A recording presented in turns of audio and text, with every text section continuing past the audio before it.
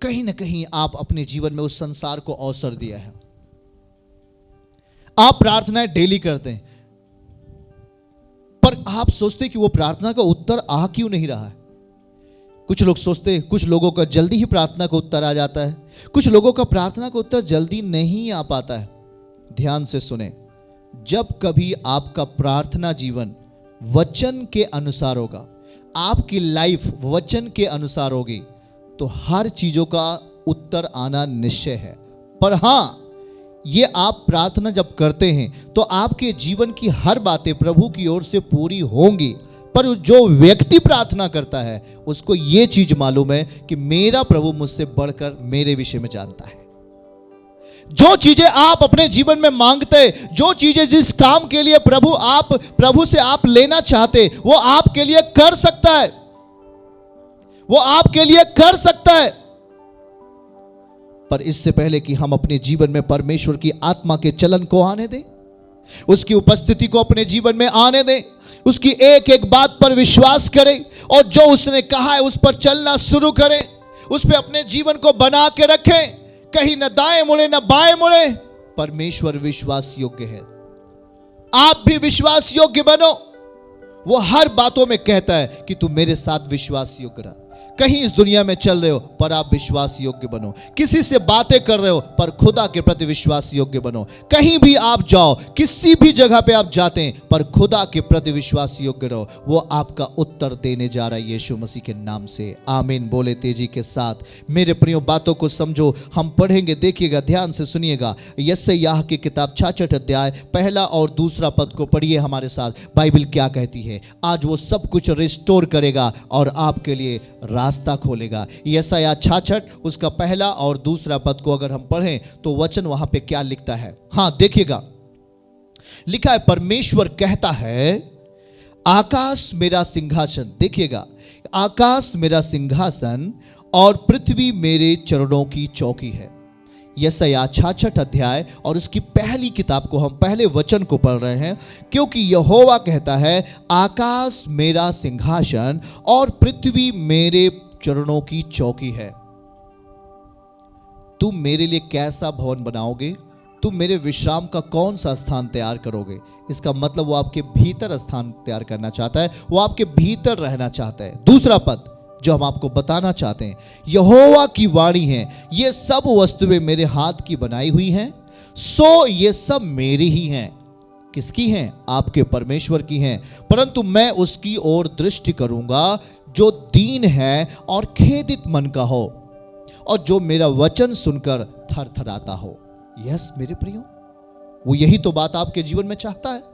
वो यही तो चाह रहा है कि जो मेरा वचन सुनकर थरथराता हो, जो दीन हो, जो नम्र बने। अगर आज आप घमंड में हैं और उसके वचन को अपने जीवन में पूरा होते हुए देखना चाहते हैं तो नहीं होगा। आज कहीं ना कहीं आप ईर्ष्या में हैं, कहीं ना कहीं आप पाप के साथ में जीवन जी रहे हैं, उसका वचन आप में पूरा नहीं हो सकता। पर जैसे ही आप अपने जीवन को नम्र बनाओगे, जैसे ही अपने जीवन को पवित्रताई में लाओगे, जैसे ही अपने जीवन को खुदा के सामने लेके आओगे, परमेश्वर वही वचन आपके जीवन में पूरा होना शुरू हो जाएगा यीशु के नाम में।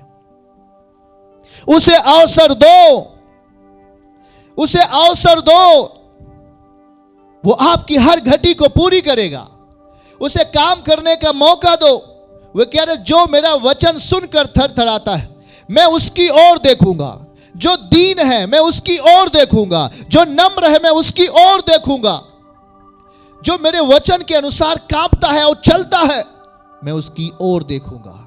इतना सोच लो, अगर आप परमेश्वर के राज्य में उसके वचन के साथ हैं और दुख भी उठा रहे हैं तो उस दुख का जाना निश्चय है यीशु के नाम में। अगर आप परमेश्वर के साथ में कुछ पीड़ाओं को सह रहे हैं, कुछ दर्दों को सह रहे हैं, तो उस पीड़ाओं का जाना निश्चय है यीशु के नाम में। क्योंकि जो आपके भीतर रहेगा, जो आपके अंदर रहता है, वो उस पीड़ा से बड़ा है, उस बीमारी से बड़ा है, उस समस्या से बड़ा है। वो छुड़ाएगा आपको। 1 यूहन्ना 4:4, वो आपके भीतर है, वो आपकी समस्याओं से बड़ा है, वो आपको बचाएगा।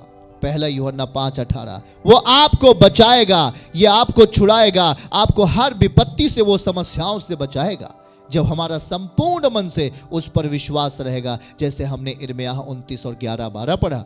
बाइबल कहती है पहला यूहन्ना 5:18 में बाइबल क्या कहती है? देखो, वो आपको छुड़ा लेगा, वो आपको बचा सकता है, पर अपने आप को सरेंडर कर दो, अपने आप को दे दो। लिखा है, हम जानते हैं कि जो कोई परमेश्वर से उत्पन्न हुआ है वो पाप नहीं करेगा, वो संसार की दशा में नहीं चलेगा, वो संसार की बातों में नहीं चलेगा, पर जो परमेश्वर से उत्पन्न हुआ है उसे वो बचाए रखता है और दुष्ट उसे छूने नहीं पाएगा। आमीन कहें। दुष्ट हमें छूने नहीं पाएगा। बोलो, दुष्ट हमें छूने नहीं पाएगा। दुष्ट हमारे व्यवसाय को छूने नहीं पाएगा। बोलो बोलो, दुष्ट हमारे व्यवसाय को छूने नहीं पाएगा। दुष्ट हमारे शरीर को छूने नहीं पाएगा। दुष्ट हमारी संतानों को छूने नहीं पाएगा। हालेलुया। जो शैतान ने आपके जीवन में चोरी की है, जो शैतान ने आपके जीवन में आपका स्वास्थ्य चोरी किया है, जो शैतान ने आपको निराशा दी है, परमेश्वर कहता है अब वो छूने नहीं पाएगा। यीशु का सामर्थ आपके जीवन को बदलेगा। परमेश्वर का आत्मा का बल आपके जीवन में जाएगा और आपकी परिस्थिति को चैन और विश्राम देगा। क्या उसका वचन झूठा है? नहीं, वो सच है। उसका नाम ही सच है। यूहन्ना 14:6 में लिखता है, मैं सच हूं, और अगर आप उस सच के साथ में होंगे तो बीमारी जाने वाली है। यीशु की